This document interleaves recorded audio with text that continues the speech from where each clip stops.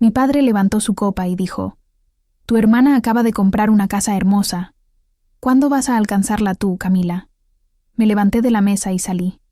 La Navidad en nuestra casa siempre venía con un libreto. Nadie lo admitía, pero era evidente. El pavo dorado, las servilletas de lino a juego, la música suave de fondo. Hasta las risas parecían ensayadas, como si estuviéramos representando la misma escena de un drama familiar del que nadie se atrevía a salir. Cada año nos reuníamos alrededor de esa mesa de caoba pulida como si nada estuviera roto. Y cada año mi padre encontraba la manera de poner el reflector sobre mi hermana, Miranda, la joya de la corona, la hija perfecta. Levantaba su copa. Su voz resonaba con orgullo y decía algo como: «Tu hermana acaba de comprar una casa increíble, 4 habitaciones, un patio con columnas. Parece sacada de una revista. Siempre ha ido un paso adelante». Y luego, sin falta, sus ojos se deslizaban hacia mí con esa sonrisa fingida. «¿Cuándo vas a alcanzarla, Camila?» La pista de risas se activaba. Mis tíos, tías, primos se reían, movían la cabeza como si papá solo estuviera siendo el clásico papá. Pero yo no me reía, nunca me reía, sonreía. Me quedaba quieta, interpretaba mi papel, ese era mi rol.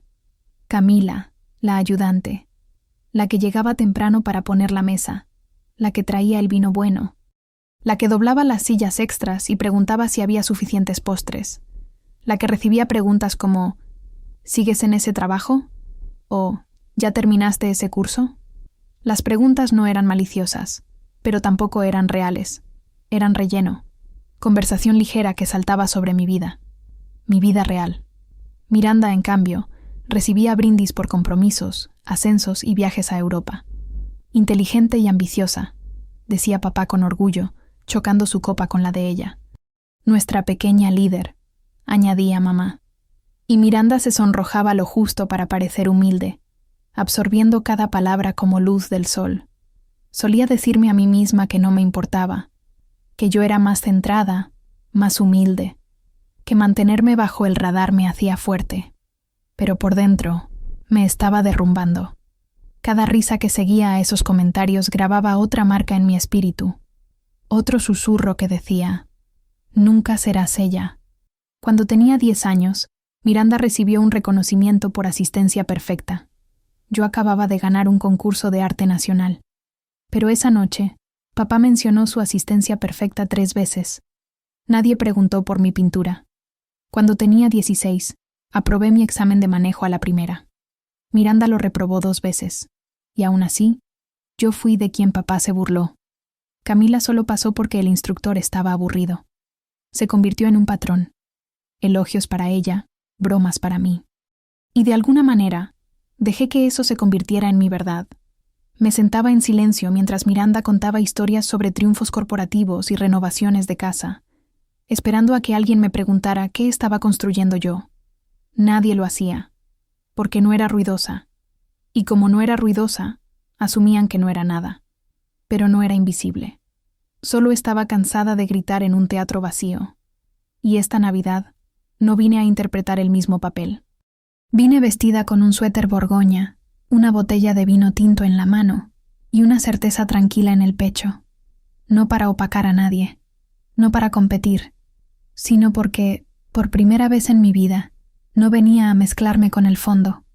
Venía a ser vista. El quiebre llegó 2 años atrás, en otra Navidad que nunca sucedió. No fui a casa ese año. Mentí, claro. Le dije a mamá que tenía una entrega de trabajo urgente. Ella me creyó porque creerme era más fácil que hacer preguntas. Me quedé sola en mi departamento esa noche. Comida de restaurante sobre la mesa, calcetines gruesos en los pies, una película navideña en el fondo. Esperé sentir tristeza. En cambio, sentí aire fresco entrando por primera vez en años.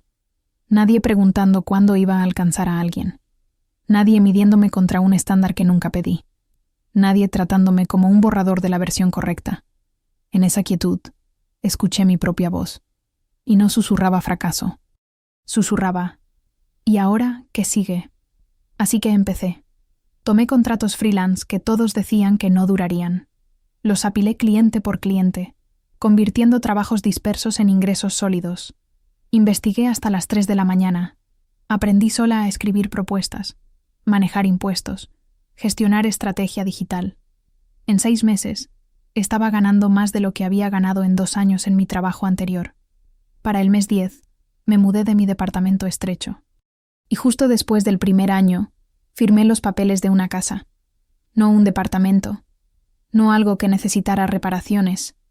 Una casa de verdad. Más de 300 metros cuadrados de paz y privacidad, sin fanfarria, sin publicación en redes, sin selfies con las llaves. Solo yo, mis llaves, y el sonido de una puerta que se abría hacia algo que había construido completamente sola. No era secreto, era sagrado. Cada vez que cruzaba un logro, me preguntaba qué diría papá si supiera. ¿Estaría orgulloso? ¿Se atribuiría el mérito? Pero el teléfono nunca sonó. Nunca preguntó. Ni una sola vez llamó para saber cómo estaba, incluso cuando me salté reuniones familiares 2 años seguidos. Asumieron que estaba a la deriva, que estaba perdida. Porque para ellos, visibilidad significaba valor. Si no podían verlo, no contaba. Eso solía quemarme por dentro. Pero últimamente, solo me hacía ver las cosas más claras. Yo había estado escalando mi propia montaña todo este tiempo. El hecho de que ellos miraran un pico diferente no hacía que el mío fuera menos real. Cuando llegó la invitación de Navidad este año, me quedé parada frente a la pantalla, el dedo temblando sobre el botón. Casi declinó. Pero luego pensé en esa mesa, en ese libreto, en ese escenario donde siempre había sido el telón de fondo. Y decidí que ya no me iba a encoger más. No necesitaba aplausos, pero me negaba a ser borrada. Así que hice clic en sí. La casa se veía igual. La mesa perfecta de mamá, la rutina del pavo tallado de papá, el jazz ambiental, el tintineo de los cubiertos, la risa de Miranda fluyendo como una melodía bien ensayada. Pero yo era diferente. Entré con una botella de vino tinto y un corazón estable. Mi prima Laura me vio desde el otro lado de la sala. «Te ves increíble», susurró mientras me sentaba al final de la mesa. Le sonreí. No necesitaba validación, pero se sintió bien, como si alguien finalmente hubiera encendido una luz. La cena se desarrolló en su ritmo habitual. Platos pasando, conversación cortés. Los chistes de papá llenaban el aire. Rodrigo, el esposo de Miranda, reía demasiado fuerte. Mamá revoloteaba como una anfitriona con algo que demostrar. Me mantuve callada, calmada. Observé cómo todos gravitaban alrededor de Miranda, como planetas atrapados en una órbita que nadie había cuestionado jamás. Pero dentro de mí, una verdad ardía. Yo ya no pertenecía a esa órbita. Entonces llegó el postre. Pay de nuez, el favorito de papá. Y justo a tiempo, dejó su tenedor, se limpió la boca con una servilleta y levantó su voz para exigir la atención de la sala. Bueno, su hermana tiene grandes noticias. Miranda acaba de comprar una casa hermosa. 4 habitaciones, encimeras de granito, patio con columnas, todo. ¡Ay, qué maravilla!, exclamó la tía Carol. Siempre va un paso adelante, agregó otro tío. Miranda sonrió, su perfecta mezcla de modesta y radiante. Rodrigo le apretó la mano. Mamá se secó una lágrima. Y luego, como un reflejo automático, papá se volvió hacia mí. Su sonrisa era ligera, pero sus ojos tenían esa chispa familiar. «Y bien, Camila, ¿cuándo vas a alcanzarla?» La mesa se rió, suave, incómoda, pero risas al fin. Yo me quedé sentada allí, copa en mano, cara serena. Y entonces dije algo que nunca había dicho antes. «Ya la alcancé». El silencio cayó como una cortina pesada. Papá parpadeó. «¿Qué?» «Ya la alcancé», repetí, mi voz firme. De hecho, la superé. Miranda me miró con el ceño fruncido. «¿De qué hablas?» Me recosté en mi silla, el aire fresco llenando mis pulmones por primera vez en esa casa. Compré una casa hace 8 meses, 320 metros cuadrados, 3 habitaciones, 2 baños completos, estudio privado, jardín trasero. La habitación se quedó completamente inmóvil. Y la pagué toda, continué, sin préstamos, sin cofirmantes, sin ayuda. El rostro de papá palideció. Espera. ¿Qué? Lo escuchaste bien. He estado trabajando por mi cuenta durante 2 años, construyendo clientes, manejando proyectos, ahorrando cada centavo, y en lugar de gritar al respecto, lo mantuve privado, porque no necesitaba la validación, solo necesitaba hacerlo. Miranda abrió la boca, luego la cerró. Rodrigo lucía genuinamente impactado. Mamá tenía lágrimas en los ojos, pero esta vez no de alegría. La tía Carol parpadeó hacia mí como si me estuviera viendo por primera vez. «Te saltaste 2 navidades», murmuró. Asentí. Y nadie llamó, nadie preguntó, solo asumieron que estaba luchando, que todavía era la que iba detrás. Miranda resopló. «¿Entonces qué? ¿Quieres un aplauso? ¿Un desfile por hacer tu trabajo?» «No», dije, mi voz calmada como agua profunda. Quería una familia que no midiera mi valor por qué tanto me parecía a tu vida. Se veía atónita, como si hubiera hablado en un idioma que no sabía que existía. Nunca afirmé ser mejor, pero todos ustedes dejaron muy claro que yo era de alguna manera menos. Y lo creí, hasta que me di cuenta de que sus estándares no tenían nada que ver conmigo. La mesa no se movió. Nadie parpadeó. Elogiaron lo que podían medir: metros cuadrados, títulos de trabajo, fotos perfectas, pero no resistencia, no riesgo, no hacer las cosas difíciles en silencio. Papá finalmente habló, su voz baja. «¿Por qué no nos dijiste?» Me volví hacia él. Porque no habría importado. Ya habían decidido quién era yo hace mucho tiempo. Me pusieron en una caja etiquetada como «todavía intentando» y nunca miraron dentro. Inhaló bruscamente. «Eso no es justo. No se trata de justicia», dije. «Se trata de patrones». Luego me volví hacia Miranda. «No eres la villana, pero nunca usaste tu voz para cambiar el reflector. Te paraste en él porque te lo entregaron y nunca preguntaste por qué era tan desigual». Me miró fijamente. Algo parpadeó en sus ojos. Culpa. O tal vez reconocimiento. «No sabía», dijo en voz baja. «No preguntaste», respondí. «Y nunca te preguntaste por qué dejé de venir». Los ojos de mamá se llenaron de lágrimas, su servilleta temblando. «Camila, no me di cuenta». «Lo sé», respondí, no con rencor, sino con cansancio.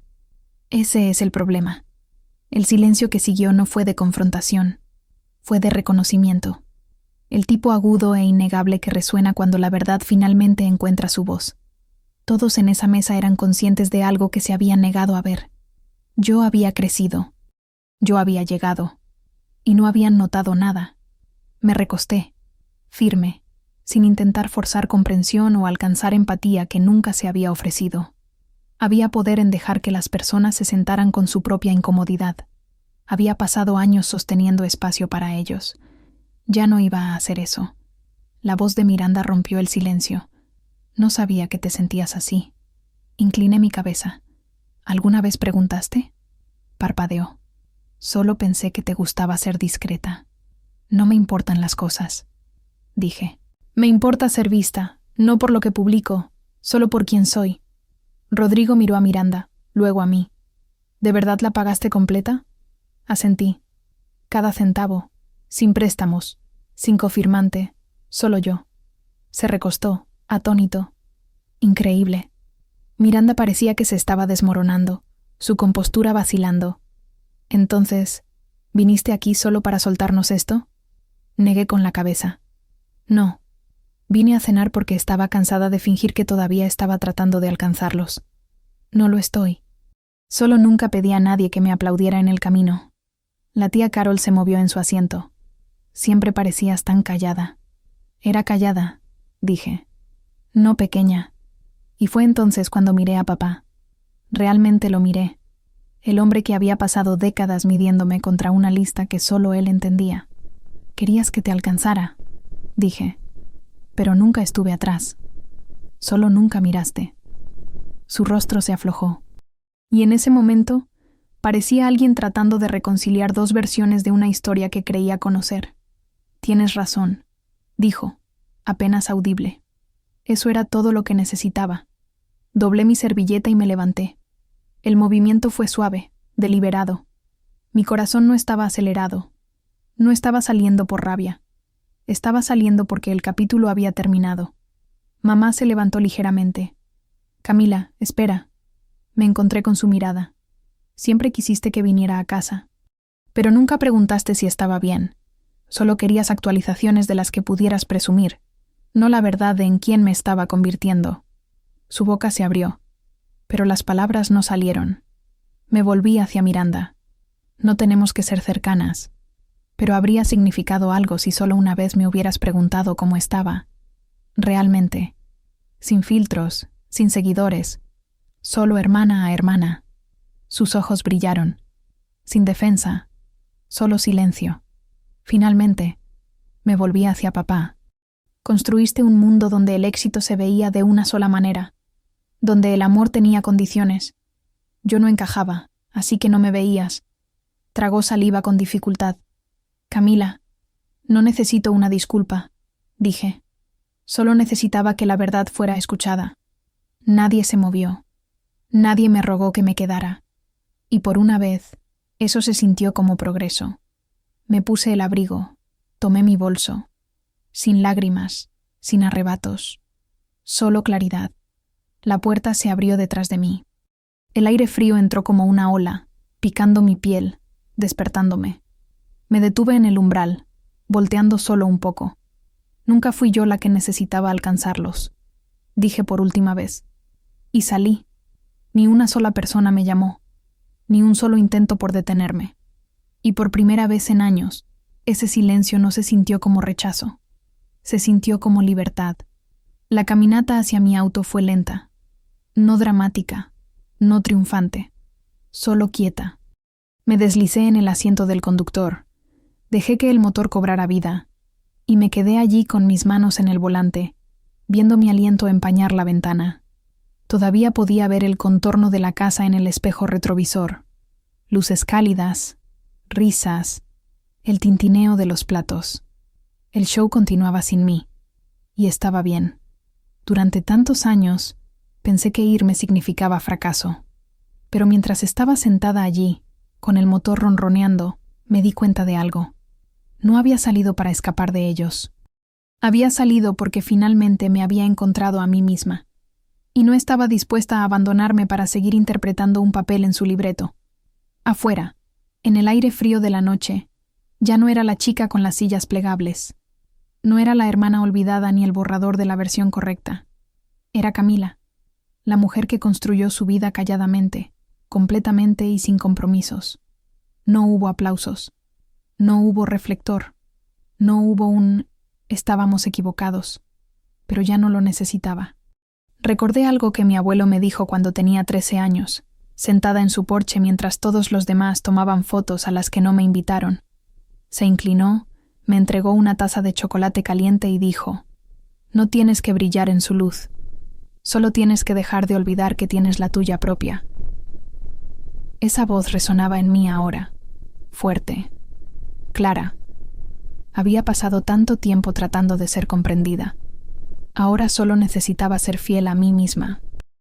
Ellos podían quedarse en esa mesa, pasando platos y fingiendo que nada se había roto. Pero algo sí se había roto. No con rabia, sino con conciencia. Como un espejo que finalmente refleja demasiada verdad. Cuando se sentaran el próximo año, tal vez notarían la silla vacía. Tal vez recordarían lo que se dijo. No porque fuera fuerte, sino porque fue real. Tal vez Miranda finalmente se preguntaría qué me costó sentarme en silencio año tras año. O tal vez no. De cualquier manera, yo era libre. Puse el auto en marcha y conduje hacia mi casa. Mi verdadera casa. La que nadie me había regalado. La que nadie podía quitarme. Porque no estaba atrás. Ya había llegado. Y nunca, nunca iba a volver a olvidarlo. A veces la familia no se rompe cuando pones límites. Se define.